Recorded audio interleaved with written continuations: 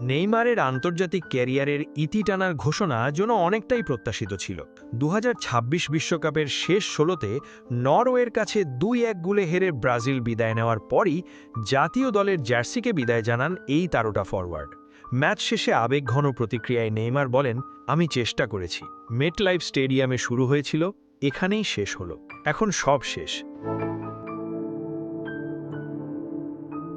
এই ঘোষণার মধ্যে দিয়ে দীর্ঘ ১ যুগেরও বেশি সময়ের আন্তর্জাতিক অধ্যায়ের সমাপ্তি ঘটে। ব্রাজিলের হয়ে ৮০ গোল করে দেশের ইতিহাসে সর্বোচ্চ গোলদাতার রেকর্ড নিজের করে নিয়েছেন নেইমার। ২০২২ বিশ্বকাপে তিনি কিংবদন্তি পেলের গোল সংখ্যা স্পর্শ করেন, পরে সেটি ছাড়িয়েও যান। বিশ্বকাপ জয়ের স্বপ্ন পূরণ না হলেও জাতীয় দলের হয়ে উল্লেখযোগ্য সাফল্য রয়েছে তার।